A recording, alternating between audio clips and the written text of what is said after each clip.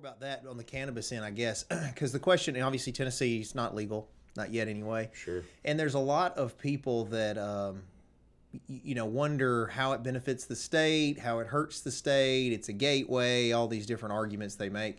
And you mentioned a minute ago before we started, you were talking about how Montana's probably a more conservative state than Tennessee. Yeah, I would think so. In a lot So, of ways. so how did you combat those arguments and get that support?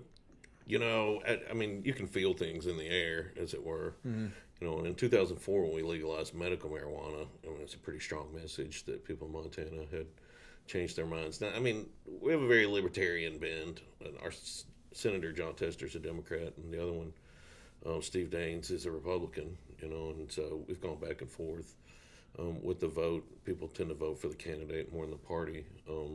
In recent years, but we've had a big influx of new population as of the pandemic. A lot of people are fleeing the cities on the West Coast, and it's pretty easy living in Montana, and so a lot of them want to come there. So we've seen a pretty substantial increase in population. Most of those folks seem to have been Republican, and so I think the state is wholly Republican at this point. And if you look at the ballot in 2020. I mean, the Republican won the dog catcher. I mean, like every single office was a Republican victory, but we also won marijuana. It's like 58% of the vote. Again, we got more votes than anybody except for Donald Trump. We're talking hundreds of thousands.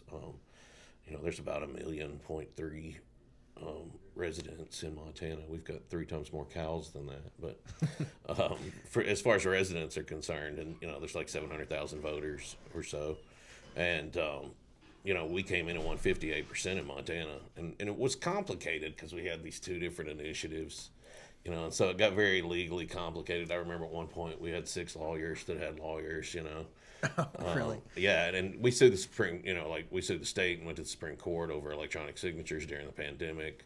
And then we kind of had to reinvent the signature gathering process because, I mean, there was a pandemic on, and so we had individual pins for each person to use to sign the initiatives, and you kind of stand back and point at it from over there, But doing that, we still got, 2 initiatives on the ballot, and we changed the Montana State Constitution.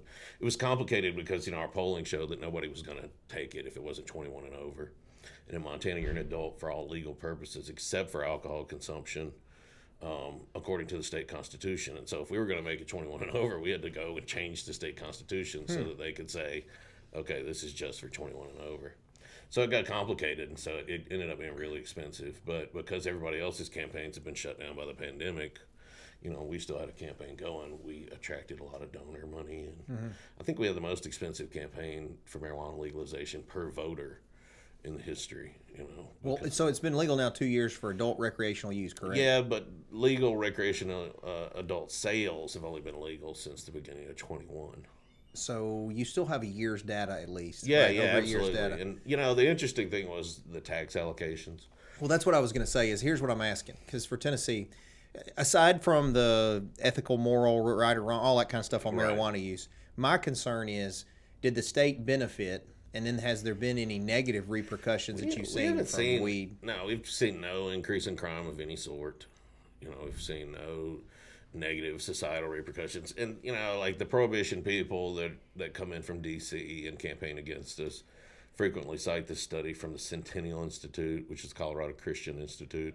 And they factor in like every single expense that like the state of Colorado gets through social services. Like if there's a baby born somewhere that has disabilities, then they're throwing that in the marijuana pot, And so it was a really legitimate study. And so, but they still banner around, it's going to cost $4 per dollar that you make in tax revenue. That's proven to be ludicrous in Montana. I mean, there's just not a heavy societal cost for marijuana legalization. For alcohol legalization, there is. But we all accept that. And so, we have to look at these things logically and say, is it worth putting people in prison? Is it worth ruining people's lives? Is it worth creating a whole underclass of citizens that can't access social services or jobs? Do we really want to do that? And what's the cost benefit analysis there? I think we were arresting like 1,800 people a year in Montana for simple possession, like around a gram. And most of them were young Native American people. And so all those arrests are gone. And so those kids can work for NASA now.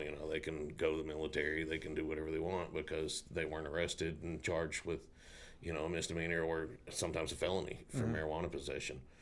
And so it's had very positive societal benefits of stopping those arrests. And as far as the vet population of Montana, Montana's like Tennessee, where Tennessee's a volunteer state. Montana has the highest per capita ratio of veterans for any state. And so, on the campaign, when I talked to these guys about legalization, they said, hey, I'm using marijuana for my PTSD or for my back pain or whatever, but there's no way I'm going to get a medical marijuana card because I don't want them to know that I have marijuana and guns, because these guys all have hunting rifles. And when you live in Montana, you're going to hunt, right? So when they have marijuana cards, they're concerned that the government might come in and say, hey, you can't do that.